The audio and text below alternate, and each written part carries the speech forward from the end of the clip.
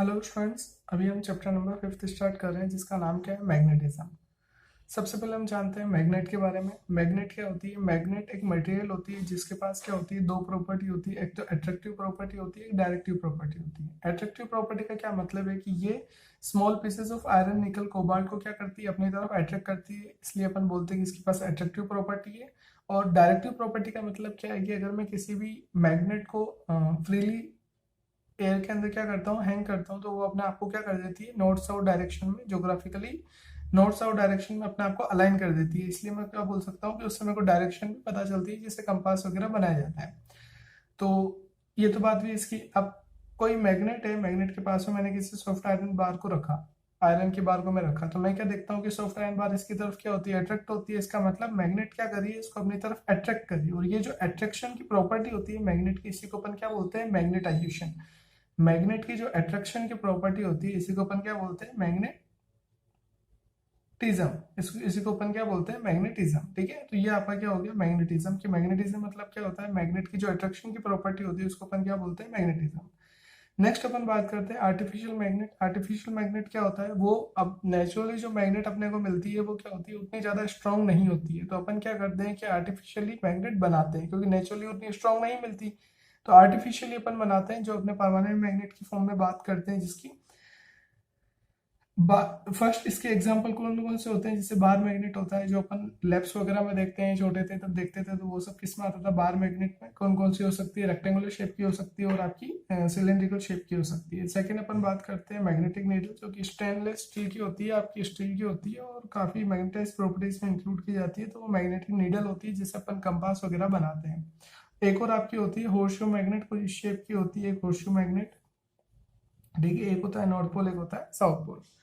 अब अपन बात करते हैं मैग्नेट की कुछ बेसिक प्रॉपर्टीज के बारे में। मैग्नेट की कुछ बेसिक प्रॉपर्टीज क्या होती है, नंबर वन, अट्रैक्टिव प्रॉपर्टी। मतलब ये अपने आयरन, निकल, कोबाल्ट के जो पीसेस होते हैं इनको क्या करती है, अपनी तरफ अट्रैक्ट करती है। वही सेकंड, डायरेक्टिव प्रॉपर्टी, मतलब जब इसको फ्रीली हैंग करते हैं तो ये अपने आप को ज्योग्राफिकली नॉर्थ साउथ डायरेक्शन में अलाइन कर देती है। Next, like pole repels and unlike pole attract. अब अट्रैक्टिव प्रॉपर्टी पे अपन क्या देखते हैं कि कोई आपकी एक मैग्नेट है तो उसके क्या होते हैं, दो पोल्स होते हैं, एक होता है नॉर्थ पोल, एक होता है south pole.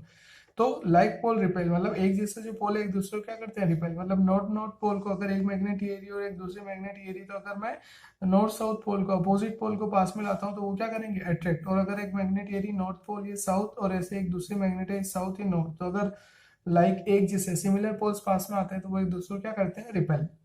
Magnetic pole always exist in pair. इसका मतलब क्या है कि कोई आपकी मैग्नेट है तो उसके पास हमेशा क्या होंगे, दोनों पेयर होंगे, पेयर में होंगे। पोल्स जो होंगे, नॉर्थ पोल भी होगा और साउथ पोल भी होगा। अगर मैं मैग्नेट को अपने कट कर देता हूँ बीच में से, तो भी क्या होगा कि जो आपके दो पीस हो गए उनके अंदर भी नॉर्थ और साउथ दोनों पोल्स होंगे। इसका मतलब मेरे को एक सिंगल पोल नहीं मिल सकता। मतलब हमेशा जो मैग्नेटिक पोल होंगे नॉर्थ और साउथ, वो एग्जिस्ट करेंगे किस में, पेयर में। मतलब नॉर्थ भी होगा और साउथ भी होगा। नेक्स्ट प्रॉपर्टी क्या है, मैग्नेटिक इंडक्शन। मैग्नेटिक इंडक्शन क्या होता है, a magnet induces magnetism in magnetic substances placed near it, this is called magnetic induction. मतलब जैसे आपने मैग्नेट के पास में आपकी सॉफ्ट आयरन की बार रखी, मैग्नेट के पास में आपने सॉफ्ट आयरन की बार रखी, तो उसमें अपन क्या देखते हैं कि सॉफ्ट आयरन की बार इसकी तरफ क्या होती है, अट्रैक्ट। इसका क्या मतलब है, ये क्यों हुआ होगा, क्योंकि आपकी जब आपने मैग्नेट के पास में सॉफ्ट आयरन की बार को रखा, तो उसका जो लेट से आपका ये जो मैग्नेट का पोल है, कौन सा पोल है, साउथ पोल। तो अब हुआ क्या होगा कि आपकी जो सॉफ्ट आयरन की बार है उसका साउथ पोल के पास वाला जो सॉफ्ट आयरन बार का एंड है वो क्या बन गया होगा, नॉर्थ पोल। इसीलिए वो उसकी तरफ क्या हुआ, अट्रैक्ट। बाकी तो अट्रैक्ट हो ही नहीं सकता। अट्रैक्ट कब होता है, जब पोल्स अपोजिट होते हैं, अनलाइक पोल्स होते हैं, वो अट्रैक्ट करते हैं। इसका मतलब अगर ये साउथ पोल है तो ये क्या हुआ होगा, नॉर्थ पोल। अगर एक नॉर्थ पोल बना तो ऑटोमेटिक दूसरा क्या बन गया होगा, साउथ पोल। तो ये जो मैग्नेटाइजिंग इंड्यूस करने की कैपेबिलिटी होती है आपकी मैग्नेटिक, इसी को अपन क्या बोलते हैं, मैग्नेटिक इंडक्शन। मैग्नेटिक इंडक्शन मतलब जैसे अपन है वैसे के वैसे वापस आगे वाले मैग्नेटिक सब्सटेंस को भी बनाना, ये क्या होता है आपका मैग्नेटिक इंडक्शन। नेक्स्ट हम बात करते हैं इंपॉर्टेंट डेफिनेशंस की। कौन कौन सी हमारी इंपॉर्टेंट डेफिनेशंस इसके अंदर जो काम आएगी। Number one, magnetic field. Magnetic field जैसा कि हमने पढ़ा है चैप्टर नंबर 4 में, क्या होता है कि आपकी एक मैग्नेट है, उसके आसपास का वो स्पेस जहां पे अपन मैग्नेटिक फील्ड को महसूस कर सके, जहां पे मैग्नेटिक फील्ड आसपास में उसका जो इन्फ्लुएंस होता है, किसका, मैग्नेट का, जहां पे इन्फ्लुएंस फील किया जा सके, वो उस स्पेस को अपन क्या बोलते हैं, उस रीजन को magnetic field. Uniform magnetic field का मतलब क्या है कि कोई अगर अपन स्पेस लिया जिसको अगर अपन क्या बोल रहे हैं यूनिफॉर्म मैग्नेटिक फील्ड, इसका मतलब वहां पे मैग्नेटिक इन्फ्लुएंस है ही है। साथ में यूनिफॉर्म होने का मतलब है कि आपका जो मैग्नेटिक फील्ड है उसका मैग्नीट्यूड क्या है, सेम है सब। जिस जिस एरिया को, जिस रीजन को अपन ने क्या बोला कि ये मेरा मैग्नेटिक फील्ड यूनिफॉर्म है, वहां पे उस पूरे एरिया के अंदर जो आपके मैग्नेटिक फील्ड की मैग्नीट्यूड होगा वो क्या होगा, कांस्टेंट सेम होगा। और किसी भी किसी भी पॉइंट के ऊपर जो मैग्नेटिक फील्ड की डायरेक्शन होगी वो भी क्या होगी, सेम। फिर से यूनिफॉर्म मैग्नेटिक फील्ड का मतलब है दो चीजें। नंबर वन क्या है कि हर पॉइंट के ऊपर मैग्नीट्यूड क्या होगा, सेम नंबर मैग्नेटिक फील्ड का। नंबर सेकंड, हर पॉइंट के ऊपर जो मैग्नेटिक फील्ड की डायरेक्शन होगी वो भी क्या होगी, सेम। नेक्स्ट हम बात करते हैं मैग्नेटिक पोल्स। मैग्नेटिक पोल्स क्या होते हैं, आपके दो आपके पोल्स होते हैं, एक क्या होता है नॉर्थ पोल, एक क्या होता है साउथ पोल। पोल्स का मतलब क्या है, जहां पे मैग्नेटिक स्ट्रेंथ जो है वो बहुत ज्यादा है। और एक्चुअल में अपन क्या देखते हैं कि कोई आपकी बार मैग्नेट है तो बिल्कुल एंड पे आपके पोल्स एग्जिस्ट नहीं करते हैं। एक्सपेरिमेंटली अपन ने देखा कि बिल्कुल एंड पे आपके पोल एग्जिस्ट नहीं करते हैं, एंड से थोड़ा सा अंदर की तरफ आपके जो पोल होते हैं वो एग्जिस्ट करते हैं। बिल्कुल एंड पे एग्जिस्ट नहीं करते हैं, एंड से थोड़ा सा अंदर वो एग्जिस्ट करते हैं। कौन कौन, आपके नॉर्थ पोल और south pole. Next, magnetic axis का मतलब क्या होता है, वो जो आपके नॉर्थ और साउथ पोल से पास होती है इमेजिनरी लाइन, उसको अपन क्या बोलते हैं, magnetic axis. Next, magnetic equator का मतलब आपकी मैग्नेट के नॉर्थ और साउथ पोल के बिल्कुल बीच में से कट करती हुई जो पास होती है नॉर्थ और साउथ पोल को, उसको क्या बोलते हैं, मैग्नेटिक इक्वेटर। मतलब मैग्नेट को अपन इक्वली टू पीस में अगर कट करें तो वो जो एक्सिस पास होगी इमेजिनरी लाइन, उसको अपन क्या बोलते हैं, मैग्नेटिक इक्वेटर।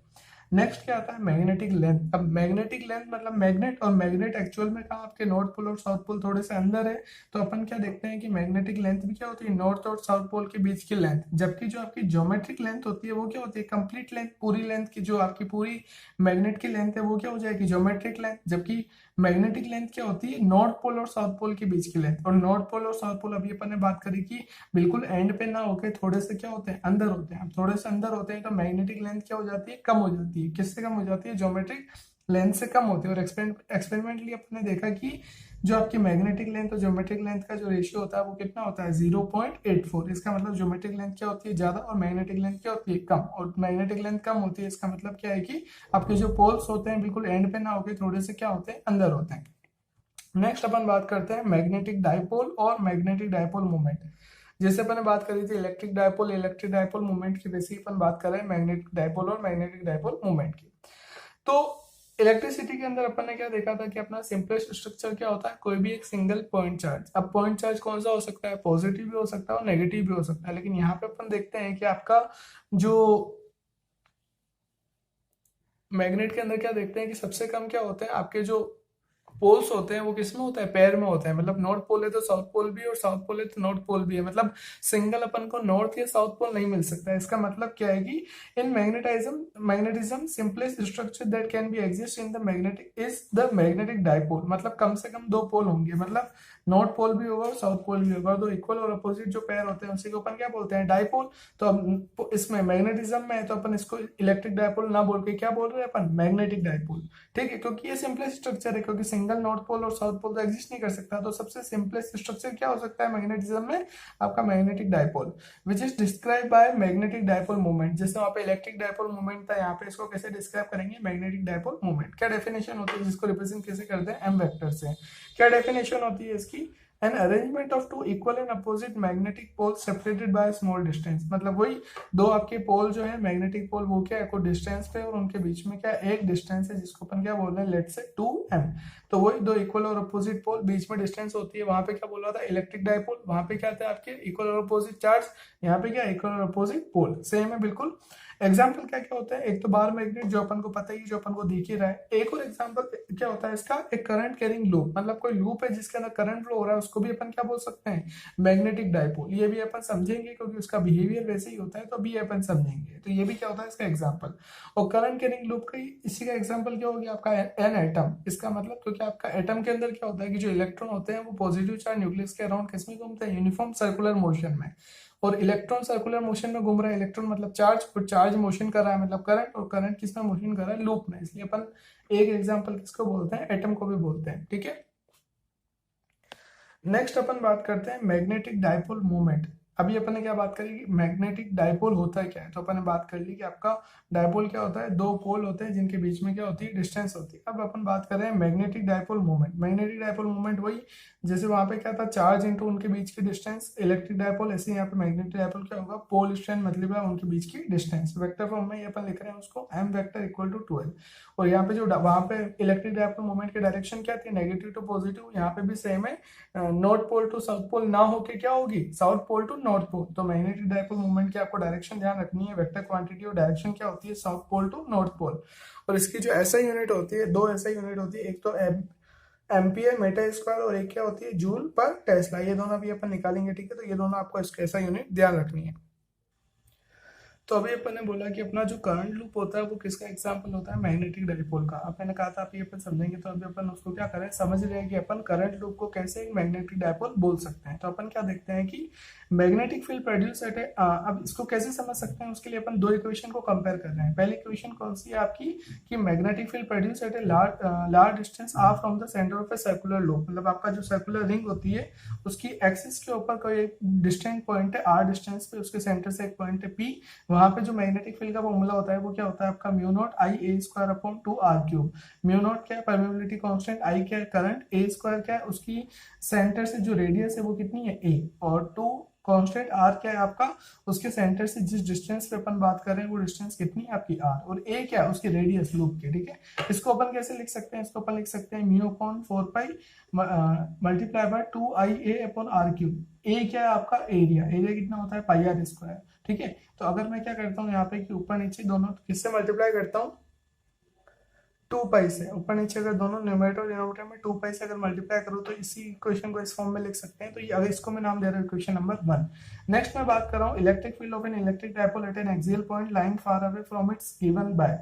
अब एक इलेक्ट्रिक डायपोल है आपका प्लस माइनस, ठीक है, और उसके एक सेंटर से काफी दूर, मतलब उसके सेंटर से उसके एक्सिस के ऊपर काफी कोई डिस्टेंट पॉइंट आर, वहां पे मेरा इलेक्ट्रिक फील्ड का फॉर्मूला क्या होता है, 1/4 2 पी अपॉन आर क्यूब, जहाँ पे पी क्या होता है आपका इलेक्ट्रिक डायपोल मोमेंट।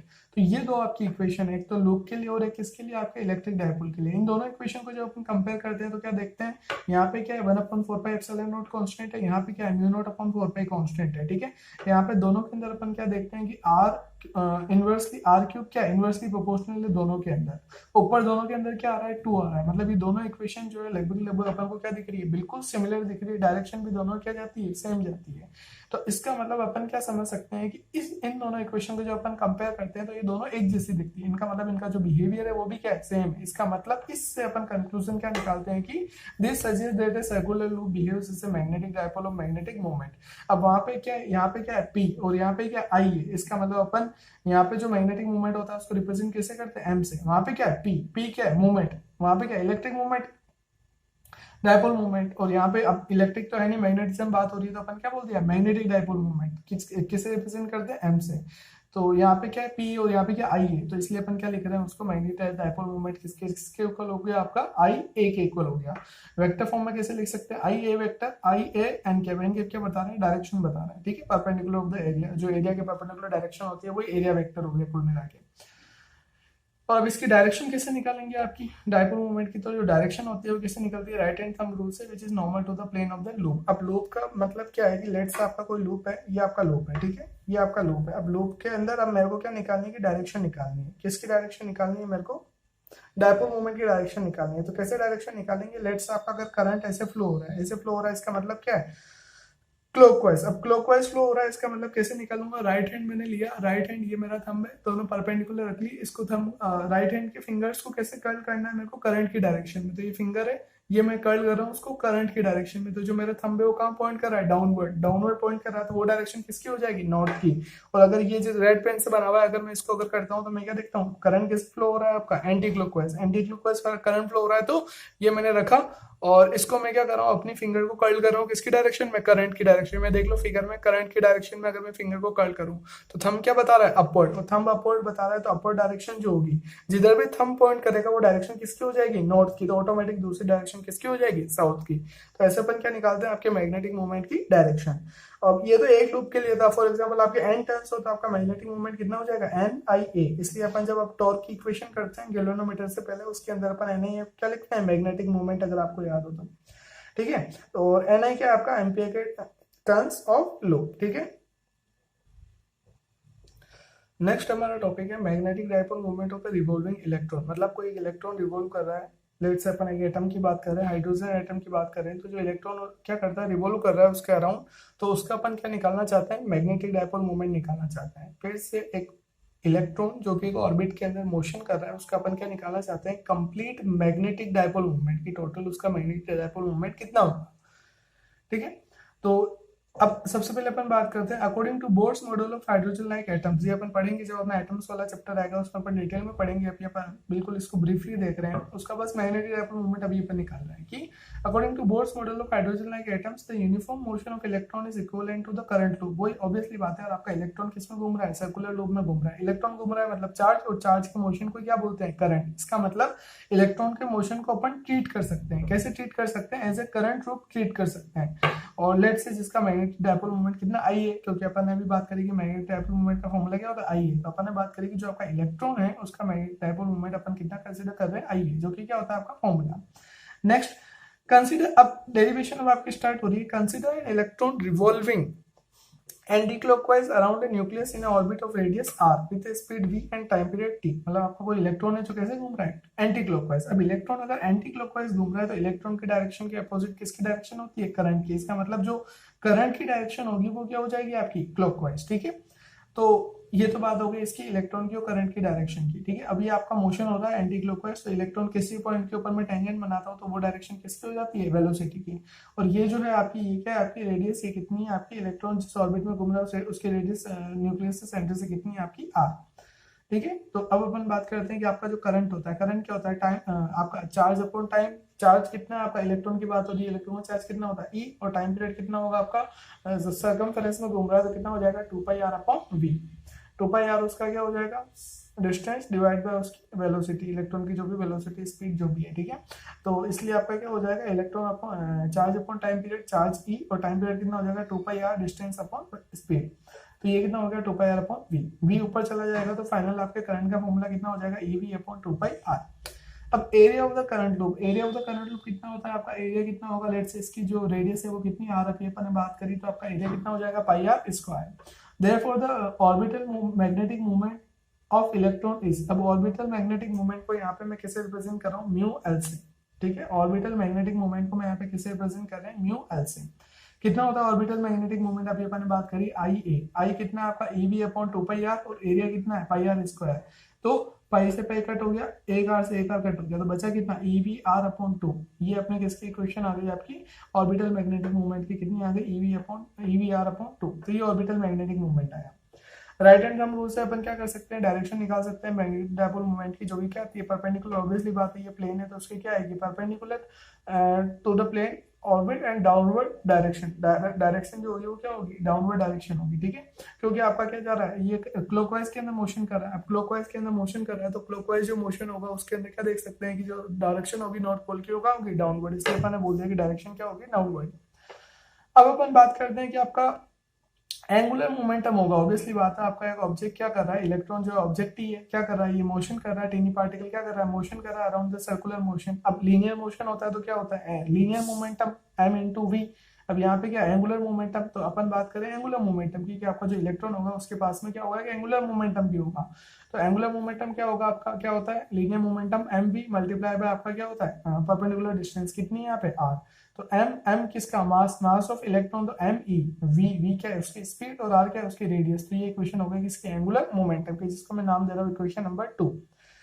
अब एक इक्वेशन ये थी ऑर्बिटल मैग्नेटिक मोमेंट, दूसरी इक्वेशन कौन सी, एंगुलर मोमेंटम की। अगर मैं इन दोनों को आपस में डिवाइड करूं, इक्वेशन 1 डिवाइड बाय इक्वेशन 2, तो मैं क्या देखता हूँ कि जब उन दोनों को डिवाइड करते हैं तो ये डिवाइड हुआ। यहाँ से मैं क्या देखता हूँ कि आर से मेरा आर क्या हो गया, कट, वी से वी क्या हो गया, कट। और तो इसलिए अपना बचा क्या, 2 का आ जाएगा नीचे, तो आपका म्यू अपॉन एल कितना आ गया, ई अपॉन 2 एम ई। ई क्या है, इलेक्ट्रॉन का चार्ज, 2 का क्या है, कांस्टेंट, और एम ई क्या है, मास ऑफ इलेक्ट्रॉन। ये सारी चीज क्या है, कांस्टेंट। ये जो होता है इस रेशियो का अपन क्या बोलते हैं, above ratio is called the gyromagnetic ratio. ये जो आपका रेशियो होता है इसको अपन क्या बोलते हैं, gyromagnetic ratio. E upon 2 M E, mu L upon L को रेशियो जो होता है, ई अपॉन 2 एम ई, इसको क्या बोलते हैं, जायरोमेट्रिक रेशियो। इलेक्ट्रॉन का चार्ज अपन को पता है, इलेक्ट्रॉन का मास अपन को पता है, वैल्यूज पुट करते हैं तो इसकी वैल्यू कितनी आती है, 8.8 into 10 to power 10 coulomb per kg, ये इसकी वैल्यू आती है। ठीक है, यहाँ से अगर अपन मैं म्यू एल की वैल्यू निकालता हूँ तो कितनी आ जाएगी, एल उधर चला जाएगा तो कितना हो जाएगा, e upon 2 m multiply by L, ये एल उधर चला गया मल्टीप्लाई करा अपन है। ठीक है, तो यहाँ से आपका म्यू एल कितना निकल गया, मैग्नेटिक मोमेंट आपका एंगुलर मोमेंटम की वजह से कितना हो गया, ई अपॉन 2 एम एल। और वेक्टर फॉर्म में इसको कैसे लिख सकते हैं, mu L equal to minus 2 L vector. और यहाँ पे जो नेगेटिव साइन है वो क्या शो कर रहा है कि आपकी जो एंगुलर मोमेंटम की डायरेक्शन है वो किसके डायरेक्शन है, आपके ऑर्बिटल मैग्नेटिक मोमेंट की डायरेक्शन की क्या है, ऑर्बिट वाला जो आपका मोमेंट है उसके क्या है, अपोजिट है। ठीक है, नेक्स्ट अपन क्या देखते हैं, वो अपने फाइनल फॉर्मूला निकल गया था। अब अपन क्या देखते हैं कि अकॉर्डिंग टू, अब चैप्टर नंबर 13 के अंदर आएगा ये कॉन्सेप्ट, लेकिन अपन को अभी थोड़ा सा देखना है क्या है कि according to Bohr's quantization condition, Bohr की क्वांटाइजेशन की कंडीशन है, क्या बोलती है वो कंडीशन की, the angular momentum of an electron in any permissible orbit is integral multiple of h upon 2 pi. मतलब जो एंगुलर मोमेंटम होगा किसी भी ऑर्बिट के अंदर, जब आपका एक इलेक्ट्रॉन है वो किसी भी ऑर्बिट के अंदर जब घूमेगा तो उसका जो एंगुलर मोमेंटम होगा वो, उसको अगर घूमना है किसी भी ऑर्बिट के अंदर तो उसका जो एंगुलर मोमेंटम होगा वो हमेशा हमेशा क्या होगा, इंटीग्रल मल्टीपल होगा किसका, h अपॉन 2 पाई का। h क्या है आपका प्लैंक कांस्टेंट, 2 पाई क्या है कांस्टेंट। तो फिर से बोर्ड्स की क्वांटाइजेशन कंडीशन क्या थी कि आपका इलेक्ट्रॉन को अगर किसी भी ऑर्बिट के अंदर घूमना है तो उसका जो एंगुलर मोमेंटम होगा उसको क्या होना पड़ेगा, इंटीग्रल मल्टीपल होना पड़ेगा किसके, h अपॉन 2 पाई के। ठीक है, तो इसलिए अपन क्या लिखते हैं कि एंगुलर मोमेंटम क्या हो जाएगा आपका h अपॉन 2 पाई के इंटीग्रल मल्टीपल मतलब n, क्योंकि कोई भी ऑर्बिट हो सकता है तो n की वैल्यू कुछ भी इंटीग्रल मल्टीपल में कुछ भी हो सकती है, 1 2 3 4 5 कुछ भी हो सकती है। ठीक है, तो NH अपॉन 2 पाई, तो ये आपका एंगुलर मल्टी एल क्या हो गया आपका NH अपॉन 2 पाई, मेनली क्या होता है आपका h अपॉन 2 पाई, और n क्या है उसका इंटीग्रल मल्टीपल। तो ये क्या होगा आपका एंगुलर मोमेंटम किसका, उस इलेक्ट्रॉन का जिसको क्या करना है किसी भी ऑर्बिट में घूमना है, तो उसका एंगुलर जो आपका एंगुलर मोमेंटम होगा वो इसके मल्टीप्लिकेशन में होना पड़ेगा। ठीक है, तो ये एक और अपनी इक्वेशन आ गई किसकी, NH अपॉन 2 पाई की। अब अपनी ऑलरेडी एक इक्वेशन थी म्यू की, वहां पे अपन अब क्या कर रहा हूँ मैं एल की वैल्यू पुट कर रहा हूँ। जब वहां पे एल की वैल्यू पुट करते हैं अपनी म्यू एल की, जब ये इक्वेशन अपन ने देखी उसके अंदर अगर मैं क्या करता हूँ एल की वैल्यू अगर मैं पुट करता हूँ, ये वाली एल की वैल्यू, तो फाइनल मेरी इक्वेशन कितनी आती है, एन मैंने बाहर ले लिया, इंटीग्रल मल्टीपल है EH अपॉन 4 पाई ME। ठीक है, तो यहाँ पे क्या देखता हूँ ई इलेक्ट्रॉन का चार्ज भी क्या है कांस्टेंट, एच क्या है प्लैंक कांस्टेंट, ये भी क्या है कांस्टेंट, 4 कांस्टेंट, पाई कांस्टेंट और मास ऑफ इलेक्ट्रॉन कांस्टेंट। तो ये पूरी वैल्यू जो होगी वो क्या होगी कांस्टेंट, और किसके ऊपर डिपेंड करिए एन पे, मतलब जिस ऑर्बिट में घूमेगा उसके मल्टीप्लाई में एन आपका हो जाएगा। तो ये आपका क्या निकलेगा, this equation gives orbital magnetic moment of an electron revolving in nth orbit. मतलब एन की वैल्यू पुट करेंगे तो उस ऑर्बिट का अपन को क्या मिल जाएगा, ऑर्बिटल मैग्नेटिक मोमेंट मिल जाएगा, मतलब ऑर्बिट के अंदर घूमने का जो मैग्नेटिक मोमेंट होगा वो अपन को मिल जाएगा जो अपन निकाल रहे थे। अब एक और क्या चीज होती है, बोर मैग्नेट्रॉन। बोर मैग्नेट्रॉन क्या होता है, it is defined as the magnetic movement associated with an electron due to its orbital motion in the first orbit of hydrogen atom. मतलब फर्स्ट ऑर्बिट, ये आपका न्यूक्लियस है ठीक है, और इसके अराउंड फर्स्ट ऑर्बिट में घूमने के लिए आपका जो ऑर्बिटल मैग्नेटिक मूवमेंट होता है उसको अपन क्या बोलते हैं, बोर मैग्नेट्रॉन। फिर से आपके न्यूक्लियस के अराउंड जो फर्स्ट ऑर्बिट है हाइड्रोजन एटम का फर्स्ट ऑर्बिट है, उस फर्स्ट ऑर्बिट में घूमने के लिए जो आपका ऑर्बिटल मैग्नेटिक मोमेंट होता है उसी ऑर्बिटल मैग्नेटिक मोमेंट को क्या बोलते हैं, बोर मैग्नेट्रॉन। किसके लिए, जब आपका n कितना होता है 1 फर्स्ट ऑर्बिट के लिए, तो जब अगर मैं n1 पुट करता हूं तो वो कितना हो जाएगा मिनिमम, तो यहाँ पे n1 पुट करते हैं तो n1 हो गया, तो कितना बचा EH अपॉन 4 पाई ME। ठीक है, और ये मैंने अभी बात करी कि क्या होता है कांस्टेंट, जिसकी वैल्यू कितनी आती है आपकी 9.27 इंटू 10⁻24 MP मीटर स्क्वायर। अब ऑर्बिटल मैग्नेटिक मोमेंट के अलावा अपन क्या देखते हैं कि आपका इलेक्ट्रॉन स्पिन भी करता है। अब स्पिन भी करता है तो उसका एक स्पिन वाला एंगुलर मोमेंटम भी होगा, जिसको अपन किसे रिप्रेजेंट करते हैं, म्यू से। डायरेक्ट अपन को ध्यान में रखना है, उसका फॉर्मूला कितना होता है minus e upon m e s vector. S क्या है वहां पे, स्पिन एंगुलर मोमेंटम। ठीक है, और जब इसलिए टोटल मोमेंटम कितना हो जाएगा, तो ऑर्बिटल मोमेंटम प्लस आपका स्पिन मोमेंटम, तो दोनों को अपन क्या कर देंगे ऐड, तो फाइनल फॉर्मूला अपना क्या निकल जाएगा ये। ठीक है, थैंक यू।